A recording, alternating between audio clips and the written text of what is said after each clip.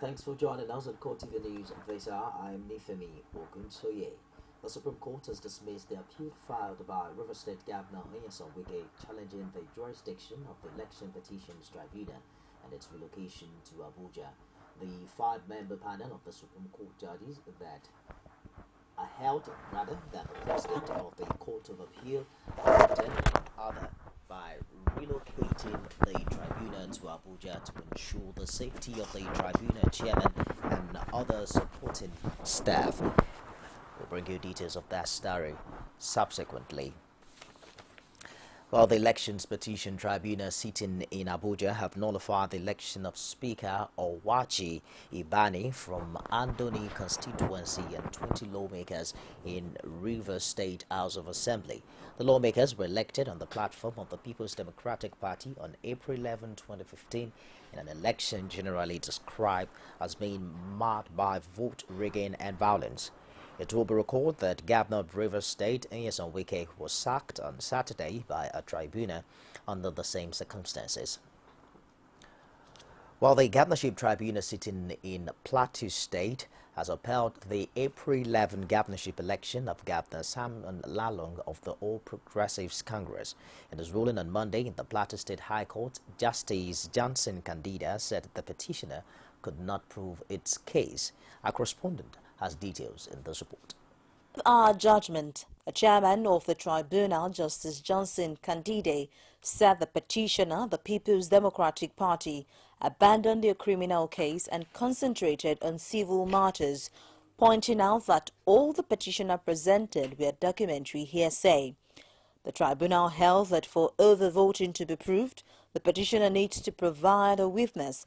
With this, the tribunal faulted the PDP for not providing witnesses from 8 wards consisting 89 polling units in Shandem, which is said was marred with irregularity, adding that the onus was on the petitioner to prove its case beyond reasonable doubt. Speaking with journalists after the judgment, counsels to the APC and Governor Simon Lalong commended the tribunal chairman for giving attention to details. My client has been declared, duly elected at the elections of 11th April 2015. I think a strong statement has been made that cases are decided in courts and not on the pages of papers or in radio houses or at the social media. I say this because a lot of speculative statements have gone out concerning this matter. Well, the judgment has just been delivered. My reaction is that it demonstrates impartiality at the bench, impartiality of members of the tribunal. Everything was sufficiently analyzed, every question was sufficiently answered, every detail was sufficiently examined, and a painstaking and comprehensive decision delivered. Also, chairmen of the 2 political parties bear their minds on the outcome of the judgment. The PDP official, however, congratulated the governor for the first time since after winning the elections. As APC, we are happy that we have gotten this victory. You know that the tribunal is a continuation of the election process. What you are not able to resolve on the field, you resolve at the tribunal. And we thank God that it has been resolved peacefully, in spite of all the insinuations that there was going to be war. But we believe that in Plateau State we cherish this so much. Well, it's not my decision. We have to sit first as State Working Committee, then we'll get to our lawyers.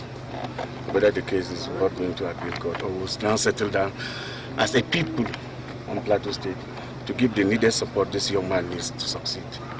Meanwhile, the Plateau State House of Assembly has lashed out at the chairman and members of the House Ad hoc Committee on Security for its inability to present its report into the perennial security challenges facing the State House of the State. Our Plateau State correspondent filed in this report presented from our studios.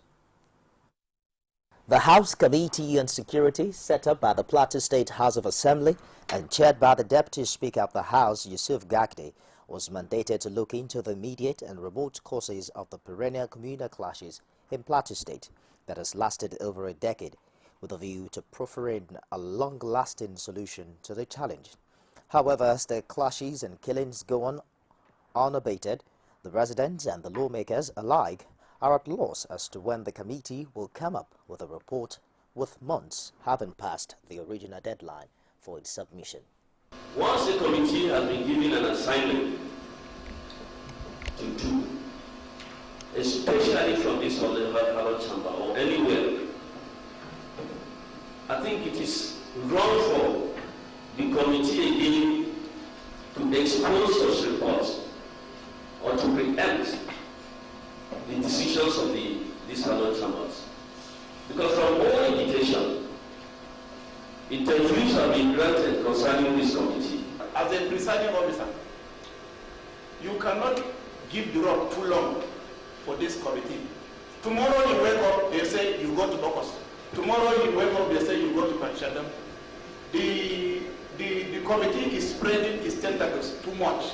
For this member of the committee, failure to present its report is not intentional, adding that the report will soon be presented on the floor of the House. The Speaker, however, gave this ultimatum to the committee. This report should be presented at the immediate next legislative sitting, which is Tuesday. With the ultimatum given by the Speaker, the wait for a solution to the seemingly intractable security challenge facing the state. The Speaker, Delta State House of Assembly, Onwiogo Igboya, has held the judiciary as the protector of the oppressed over the ruling which upheld the April 11 governorship election of Governor Ifeanyi Okowa in Delta State. In a statement issued in Asaba by his Chief Press Secretary, Henry Ebierebe, the Speaker described the April 11 governorship election as the fairest and freest in the history of the state. While congratulating the governor on his victory at the tribunal, Speaker Igboya commended him for running a transparent and accountable government, as well as placing the state on the world map for growth and development. The Court of Appeal sitting in Kaduna has affirmed the election of former Kano State Governor Rabiu Musa Kwankwaso as the duly elected senator representing Kano Central Senatorial District. This was after it dismissed the appeal filed by Senator Bashir Garba and the People's Democratic Party for lack of merit. In dismissing the two appeals against the earlier verdict of the election tribunal, Justice Habib Abiru said the All Progressives Congress complied with Section 85 of the Electoral Act by giving INEC the mandatory 21-day of notice of the primaries that led to the eventual substitution of Kwankwaso. Justice Abiru described the petition of the PDP and Senator Garba as medicine interlopers and stressed that their appeals had no merit. While reports reaching us says the governorship election petition tribunal sitting in Ibadan has upheld the election of Senator Abiola Ajimabi as governor of Oyo State. And of course, this is aftermath the petition brought to the tribunal by the former governor of the state, Rashid Adewolu Ladoja. We'll bring you details of that story in a subsequent bulletin. The presidency is pleased with the manner the Senate has been conducting the ongoing ministerial nominees. It's also happy with the performance of those who have already appeared before the Senate. Senior Special Assistant to the President on National Assembly Matters, Ita Enang, said this at the news conference in Abuja. Let me also, through you, express our very sincere appreciation to His Excellency the President of the Senate, His Excellency the Deputy President of the Senate, Senator Dr. Bukola Saraki and Senator Dr. Ike Ekweremadu, the leadership of the All Progressives Congress, the leadership of the People's Democratic Party and all the minority and majority party members in the Senate for the painstaking nature and process of screening the nominees for ministerial appointments. They have shown in their handling of the matter on the floor of the Senate, their personal interactions, the reception of the senators in the course of the consultations and the course of talking to them, even outside the floor of the Senate, that have shown the candor and the real character, the characteristic nature of matured Senate. The federal government has filed fresh charges against former National Security Advisor, retired Colonel Sambo Dasuki, at the Federal High Court in Abuja. The 5 amended charges border on money laundering and illegal possession of firearms, amongst others. The prosecution also listed the number of arms and ammunition found in Dasuki's home in the charge sheet. Abiola Oluwole has the details in this report. That the former National Security Advisor prosecuted for illegal possession of firearms is no longer news, but a new dimension has been introduced. Retired Colonel Dasuki came to court on Monday to find out that he will be facing an amended 5-count charge of illegal firearms possession and money laundering. The prosecution counsel also wants the court to allow witnesses to wear masks because of the sensitivity of the case, but the defense team is opposed to the use of such protective measures. After listening to the two sides, Justice Adeniyi fixed ruling for Wednesday. The prosecution counsel was also prepared to speak after adjournment, but the lead defense says he is keen on ensuring freedom of movement for his clients within and outside the country during the trial. Freedom to move around within and out of the country. So those are the things. The ruling will be given on Wednesday. How prepared the defense for the new charge now? No, we are yet to study it. It was read today.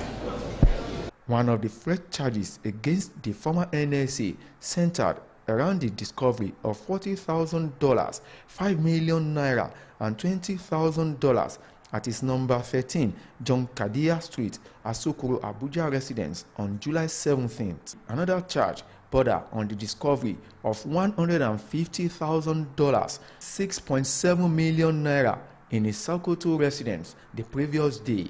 The government believed that the recovered funds are proceeds of money laundering. Abiola Oluwole, CoreTV News, Abuja. British military officers are training 150 warrant officers and senior non-commissioned officers in Kaduna. The one-week training, according to the Nigerian Army authorities, is part targeted at strengthening the caliber of officers that serve as a link between senior officers and men. Amina Nebi has more in this report presented from our studios. For the next 1 week, these British soldiers will be building the capacity of senior non-commissioned officers of the Nigerian Army. It is an exercise that Chief of Army Staff Lieutenant General Tukur Buratai says is apt because the participants form the bedrock of any army.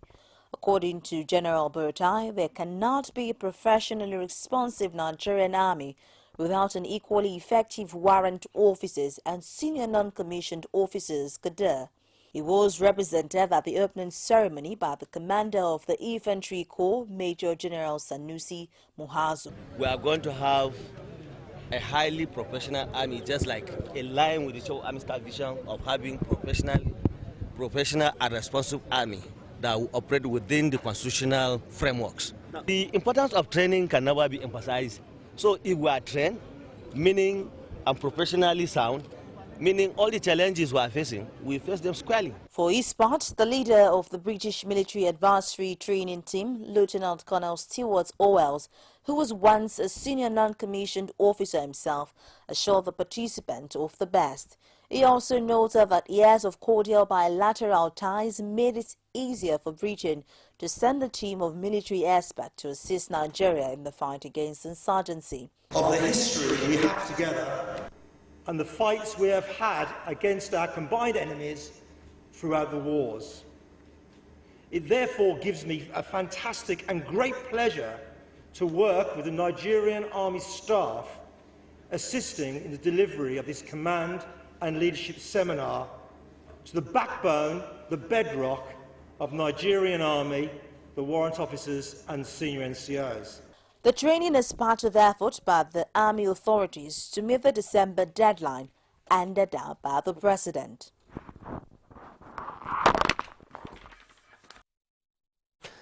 Governors in northern West Africa have expressed satisfaction with the recent performance of troops involved in counter-insurgency operations in northeast Nigeria. They're also impressed by efforts to stop cattle rustling in their domain.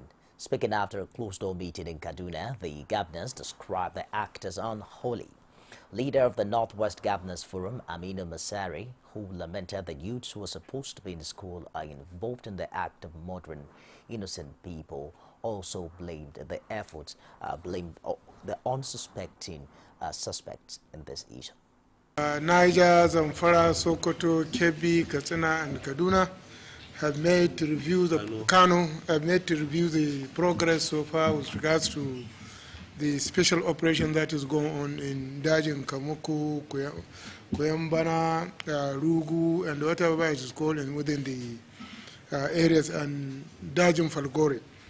So we have reviewed, and fundamental in our meeting is that we have agreed that the operation should continue beyond this month, and further details to be discussed with security agencies. If you have any question, please. This is brought by the security agencies themselves, and we noted the infiltration from northeast and northwest, and the measures are being taken to make sure that Boko Haram does not find any safe haven in northwest or any part of the country. This Kamuku Kuyambana extends from Senegal up to Central African Republic. So obviously you can have sporadic attacks from time to time. So this has been dealt with, and we are dealing with the situation. With regards to cost, we will not know the cost until it is over. We'll take a break now, and I'll be back with more stories. Stay with us.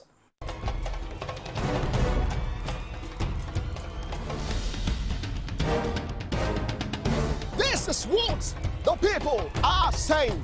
You don't run a big economy with generator. They need to do more in terms of energy and power.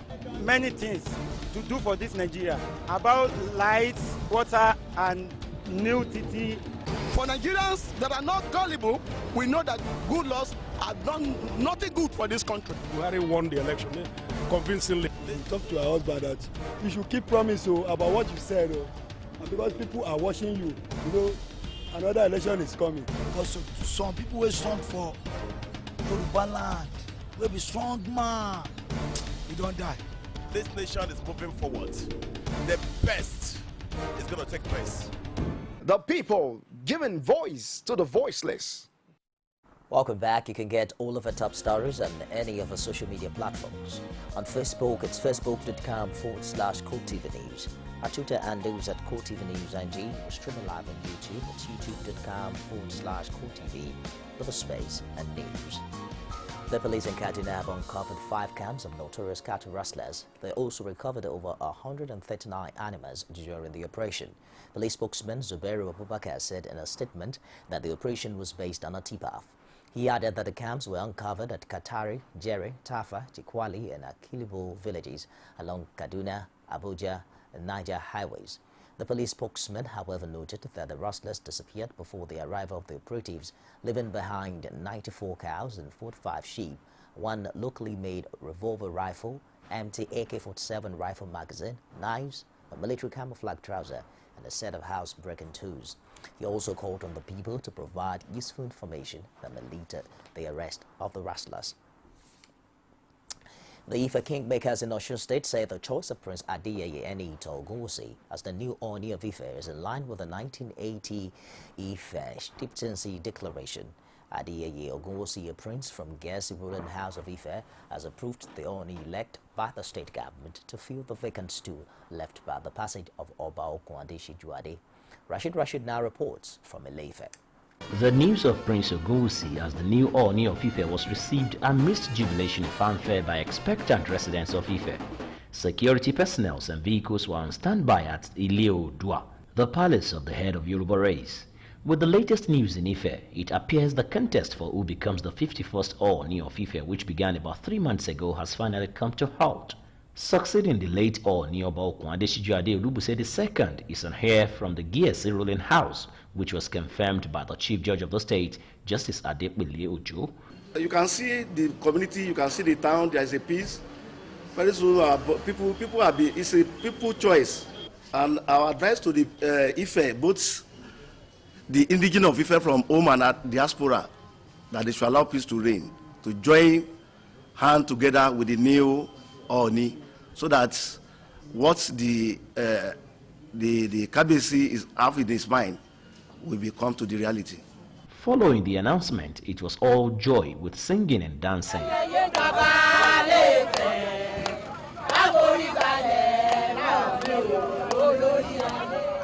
The chosen family therefore calls for peace and oneness for the benefit and development of Ife. My subtle appeal to our people in Ile-Ife is to let us close ranks. Let us all come together and sue for peace. The moment there is peace, there will be progress. It's going to bring in jobs opportunity for youth and for the elderly ones.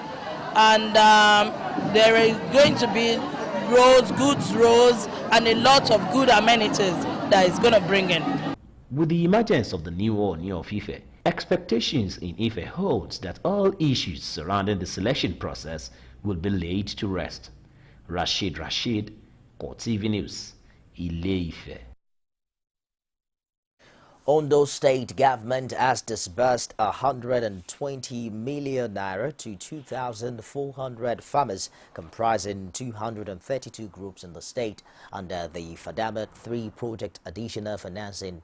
The state governor Olusegun Mimiko disclosed this on Monday during the official flag-off ceremony of Fadama 3 additional financing and presentation of checks to farmers in the state. Governor Mimiko, represented by his deputy Lasisi Zuluboya, says the administration had spent over 5 billion naira to implement various agri-related programs in the last 6 years, and also paid 380 million naira as counterpart contributions to the Fadama project from inception. Well, the president of Ghana, John Dramani Mahama, has called for true freedom in Africa for the continent to develop economically and educationally. He made the call while presenting a lecture during the 40th anniversary of the University of Ilorin. Rashid has more. Growth and rapid development has been posing as great challenge to African countries despite attaining independence. The Ghanaian president lamented that the continent has never been free from colonialism and also blames past African leaders for their harsh method of governance, which he noted retarded the growth of their countries. He stressed that each country should have a plan to develop its education and economy to meet its peculiar needs. The people of Africa are by and large our most valuable resource. Much has been written and spoken about the rest of the world's use and misuse of Africa's resource, and figures are even placed on these resources. When it comes to those other resources, we can measure our losses in very specific amounts. We know the worth of our oil, the worth of our gold, our cocoa, our diamonds, our silver. But what of our people? What is the worth of our people? What is the value of our people? All of the Africans who travel abroad and build up other nations with their originality and creativity. One of the young people who were raised on African soil, they would be scholars who leave our land to study, live and work in other nations on other continents. Also speaking, President Muhammadu Buhari, represented by the Secretary to the Government of the Federation, Babachir David Lawal, urged private sectors to complement the effort of the federal government in education by investing to improve the education sector in the country. I must also emphasize here that the federal government alone cannot meet the needs of higher education in Nigeria. The private sector must be encouraged to invest in research and development in the universities. This means that the universities must make themselves relevant to the private sector in order to attract funding. Therefore, the governing councils of universities must begin to think outside the box in order to reposition their universities for global competitiveness. He also urged them to think outside the box in the funding and running of their campuses. Rashid, CoreTV News, Ilorin. That wraps it on CoreTV News this hour. Thank you for watching. I'm Nifemi Oguntoye.